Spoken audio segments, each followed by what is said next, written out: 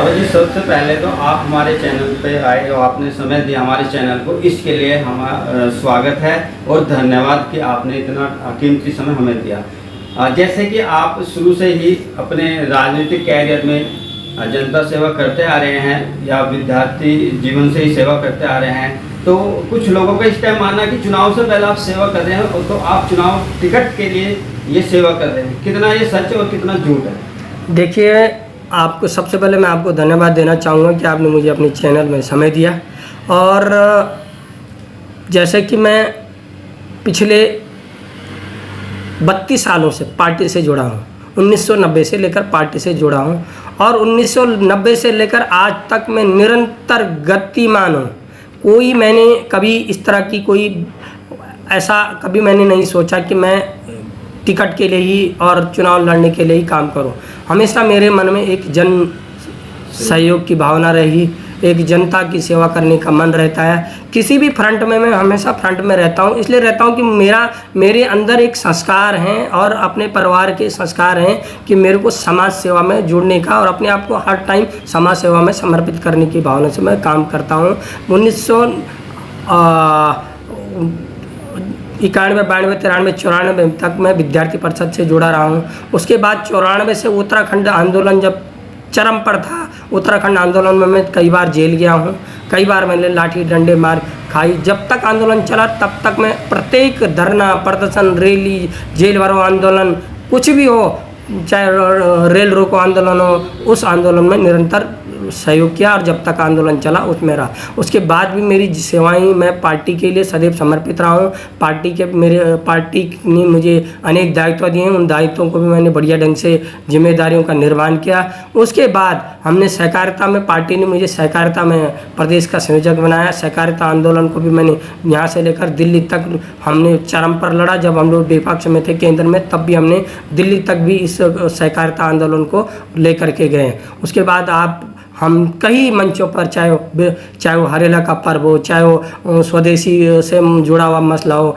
चाहे देश के विभिन्न भी आयामों से या पार्टी के विभिन्न भी प्रकल्पों से, पार्टी के विभिन्न कार्यक्रमों से के माध्यम से मैंने समाज सेवा की। और पिछले दिनों आपने देखा होगा कि पिछले 2 सालों से मैं लगातार कोरोना काल में जनता के बीच में रहा हूँ।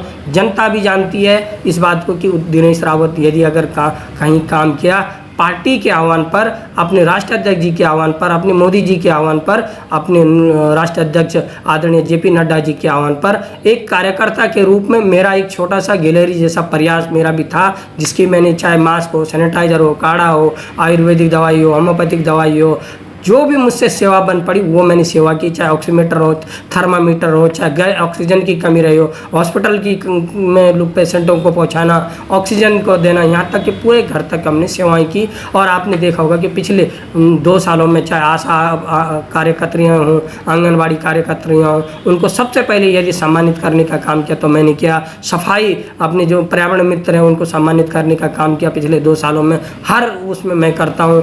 उसके बाद हमने हर जो भी, चाहे वो पुलिसकर्मी हो, चाहे चिकित्सा कर्मी हो, चाहे डॉक्टर हो, चाहे जो भी हो, हमने सबकी सेवाएं, सबको सम्मान दिया और कोरोना काल में अपने आप भी काम किया। और जिन्होंने काम किया उन संस्थाओं का धन्यवाद भी किया और सम्मानित भी किया मैंने। अगर इस बार आपको आपकी पार्टी जनता सेवा करने का सौभाग्य प्राप्त होता है कैंट विधानसभा से, तो आप उसे स्वीकार करेंगे? देखिए, मेरी दावेदारी 2012 में भी थी, 2017 में थी और 2022 में मुझे उम्मीद है कि पार्टी मुझे मेरे नाम पर विचार करेगी, तो मैं निश्चित तौर पर इसको स्वीकार करूंगा। और स्वीकार करने के बाद बहुत अच्छे जनता का जो आशीर्वाद और प्यार और अपार जन समर्थन जो मुझे मिल रहा है, उसमें मैं खरा उतरूँगा। 2022 में जो चुनाव की तैयारियां चल रही हैं पार्टी की तरफ से, आपको कितना लगता है कि कितना तक हम पहुंच सकते हैं, कितना हम इसमें सीटें जीत सकते हैं, कितने हमारी पार्टी हम के आने वाले उस टाइम में भी हम सरकार बना सकते हैं धामी जी के नेतृत्व में? देखिए, मुझे उम्मीद है और हमारा जो पार्टी का एक नारा है, इस बार 60 पार का नारा है। और मुझे उम्मीद है पिछली बार 57 सीटें थीं, वैसे भी हमारी सीटें जो हैं इस बार जो पार्टी का नारा है 60 पार का नारा है। और हम पूर्ण समर्थन के साथ, और इस बार 60 सीट हम 60 क्या हम 65 भी ला सकते हैं, लेकिन 60 पार का नारा है। 60 सीटें से ऊपर हम जीतेंगे और बहुत अच्छे मतों से, बहुत अच्छे उससे सरकार बनाएंगे। और माननीय पुष्कर धामी जी के नेतृत्व में, चाहे राष्ट्र अध्यक्ष जी के नेतृत्व में, भारतीय जनता पार्टी के प्रत्येक कार्यकर्ता का एक नेतृत्व रहेगा और उसमें हम आगे बढ़ेंगे।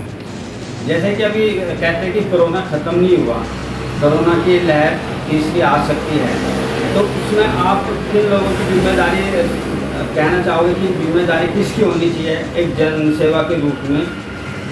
देखो, ये आपने भी देखा है, भारतीय जनता पार्टी एक ऐसी पार्टी है जो निरंतर किसी भी सेवा में, देश पर कोई भी आपत्ति आती है वहाँ भारतीय जनता पार्टी का कार्यकर्ता खड़ा होता है। चाहे कोई उत्तरकाशी का भूकंप हो, चाहे देश के अंदर कोई भी आपत्ति या विपत्ति आती है, वहाँ भारतीय जनता पार्टी का कार्यकर्ता सबसे पहले ख़त्म होता है।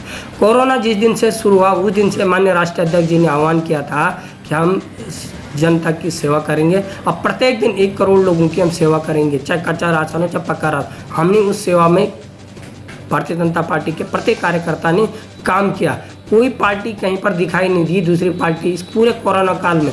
फ्रंट मोर्चे पर हमारी पार्टी सड़क से लेकर संसद तक और सड़क से लेकर ज़रूरतमंदों के दरवाजे तक भारतीय जनता पार्टी दिखाई दी और अन्य पार्टियां कहीं दिखाई नहीं दी। मेरा आखिरी सवाल है, जैसे आज 2 अक्टूबर है, 2 अक्टूबर में शास्त्री जी और गांधी जी, तो इस पर आप लोगों को क्या संदेश देना चाहेंगे? देखो, मैं कहना चाहूँगा कि 2 अक्टूबर को गांधी जयंती और लाल बहादुर शास्त्री जी की भी जयंती है। दोनों को लाल बहादुर शास्त्री जी ने किसानों को आह्वान किया था और महात्मा गांधी जी ने देश के अंदर जो लोगों में स्वच्छता के प्रति और अपने चरित्र के प्रति लोगों का एक आह्वान किया कि जब तक आपका चरित्र शुद्ध रहेगा तो सब कुछ आपका वातावरण शुद्ध रहेगा।